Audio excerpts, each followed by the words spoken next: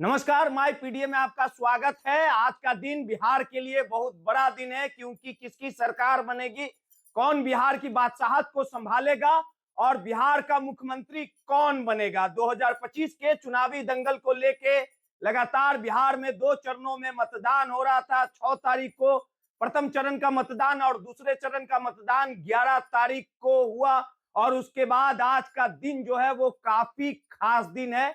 बिहार के मुख्यमंत्री के तौर पे कौन बिहार की कुर्सी को संभालेगा, पल पल की अपडेट हम आपको देंगे। माय पीडीए समाचार के साथ बने रहिए और तमाम जो विधानसभा की 243 सीटें हैं उसकी सटीक जानकारी भी हम आपको देंगे। पहली सीट से हम बात करेंगे जो पटना साहिब की सीट है।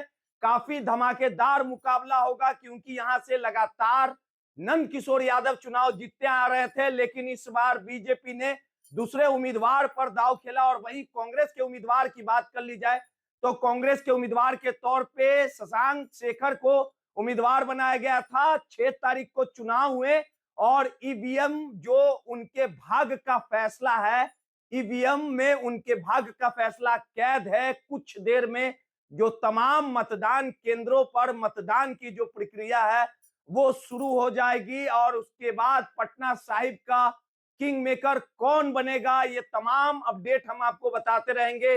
दूसरे सीट की बात कर ली जाए तो दूसरा सीट जो आपको दानापुर की सीट है। दानापुर से 2020 का वो साल था जब यहां से आरजेडी के टिकट पे रीतलाल यादव को उम्मीदवार बनाया गया था और उम्मीदवार बनाया गया था और धमाकेदार उन्होंने जीत हासिल की थी। और 2025 के बिहार विधानसभा चुनाव ने फिर से एक बार तेजस्वी ने आरजेडी से रीतलाल यादव को चुनावी मैदान में उतारा। और रीतलाल यादव के बैकग्राउंड की बात कर ली जाए तो रीतलाल यादव की लड़ाई इस बार काफी आन बान और शान की होगी क्योंकि इस बार रीतलाल यादव कुछ महीने पूर्व रंगदारी प्रकरण मामले में भागलपुर जेल में बंद थे और जेल से ही उन्होंने नॉमिनेशन भरने का काम किया था और दानापुर को फतह करने के लिए बीजेपी ने बड़े बड़े अपने धुरंधरों को उतारने का काम किया था।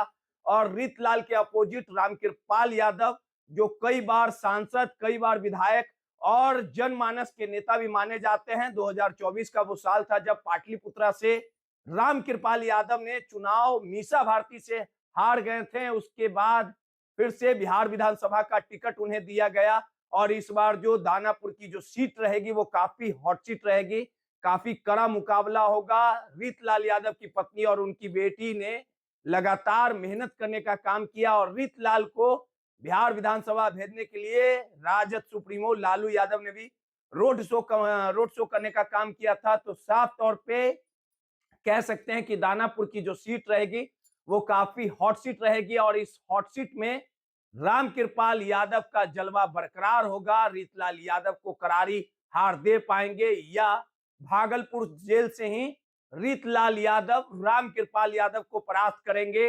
हर एक दानापुर की सीट से भी आपको अप टू डेट कराते रहेंगे। आपको बता दें कि जो भी पटना क्षेत्र में जो भी विधानसभा क्षेत्र है वहां की तमाम जो मतदान की जो प्रक्रिया हुई थी, जो मतगणना पटना के एएन कॉलेज में होगी और कुछ देर में मतगणना जो हर एक सीरीज है उसकी शुरुआत हो जाएगी। एन कॉलेज में काफी सुरक्षा व्यवस्था का पुख्ता इंतजाम किया गया है। पटना से लेके जिला प्रशासन की ओर से चप्पे चप्पे पर पुलिस और सादे लिबास में पुलिस कर्मियों की तैनाती की गई है। पूरा जो मतदान केंद्र है एएन कॉलेज वो सीसीटीवी कैमरे से लैस है। कंट्रोल रूम बनाया गया, मजिस्ट्रेट की नियुक्ति की गई है और तमाम 100 मीटर तक तमाम लोगों को दूर रखा गया। तो साफ तौर पे कहा जा सकता है कि बिहार में किसकी सरकार बनेगी, कौन बिहार का मुख्यमंत्री होगा, ये प्रत्येक अप टू डेट हम आपको बताते जाएंगे। और वहीं महुआ की बात कर ली जाए, महुआ के समीकरण को हम आपको बता रहे हैं कि महुआ की सीट जो है वो भी काफी हॉट सीट बन चुकी है क्योंकि बिहार के सबसे बड़े राजघराने यानी लालू परिवार में सब कुछ ठीक ठाक नहीं चल रहा था। तेज प्रताप यादव अपने अडिग फैसले के लिए जाने जाते हैं और तेज प्रताप यादव को अनुष्का प्रकरण मामले में कुछ महीने पूर्व लालू यादव ने पार्टी और परिवार से बेदखल करने का काम किया था और जिसके बाद लगातार तेज प्रताप यादव अकेले पड़ गए थे और तेज प्रताप यादव जब आरजेडी में थे तो लगातार उनके तरफ से ये कहा जा रहा था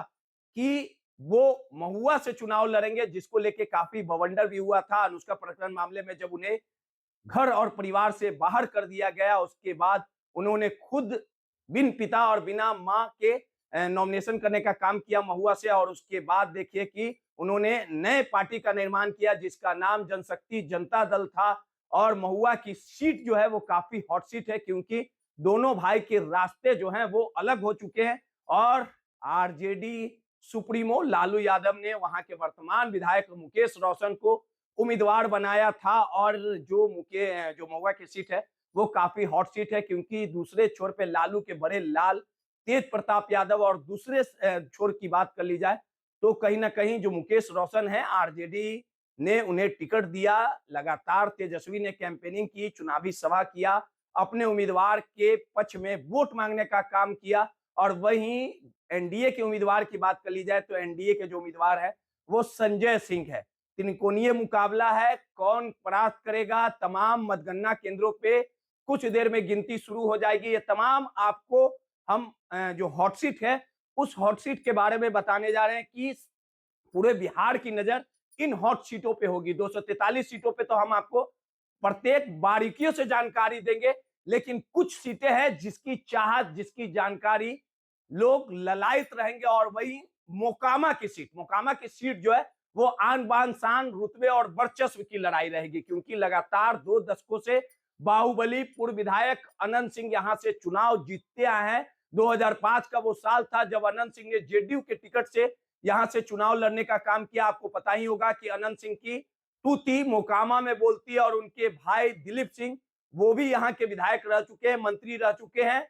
जो कुछ साल पूर्व AK-47 मामले में अनंत सिंह की गिरफ्तारी हुई थी और जिसके बाद उन्हें जेल जाना पड़ा था।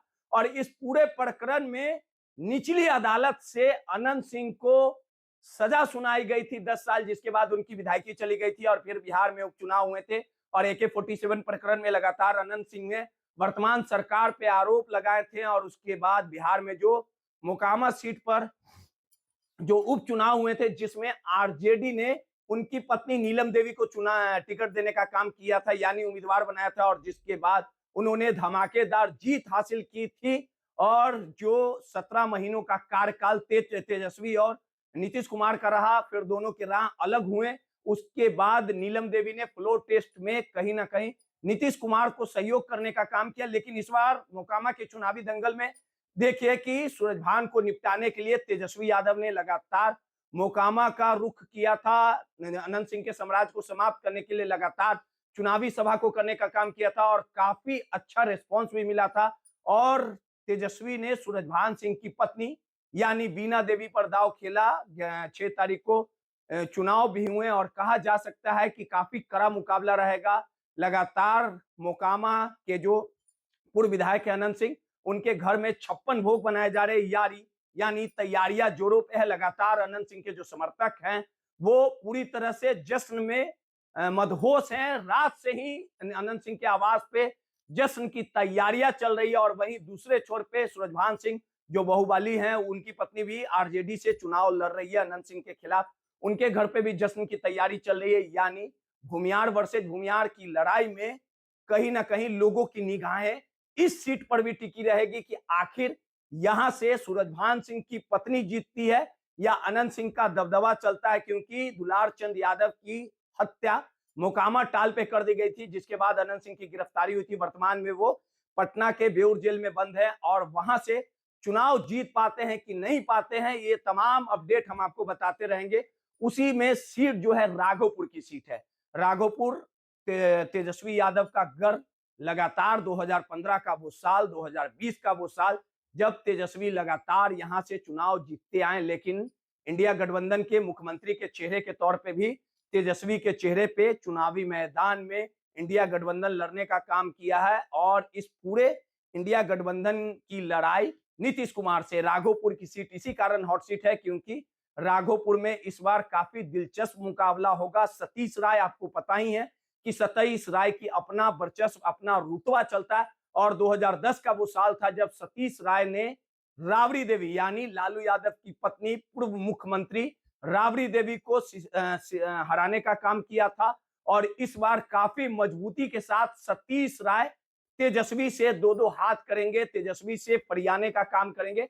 और इस सीट पे काफी हॉट सीट और रोमांचक मुकाबला इसी कारण हो गया क्योंकि तेजस्वी को ठिकाने लगाने के लिए तेज प्रताप यादव चुनावी मैदान में खुद कूदे थे और अपने जनशक्ति जनता दल के उम्मीदवार के तौर पे कहीं ना कहीं जो प्रेम यादव है उन्हें उतारने का काम किया था। लगातार तेजस्वी के घर में तेज प्रताप यादव ने हुंकार भरी थी और हुंकार भरने को लेके निशाने पे लिया था और तेजस्वी के खिलाफ विद्रोह छेड़ दिया था, खिलाफ में बोला था।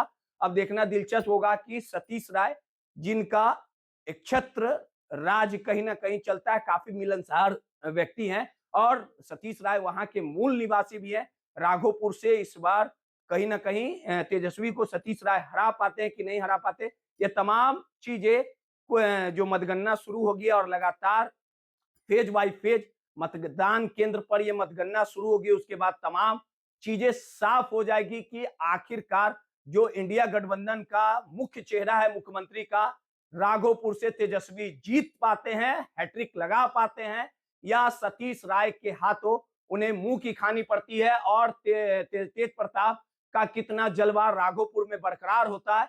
ये तमाम चीजें आने वाले समय में साफ हो जाएगा कुछ घंटों में।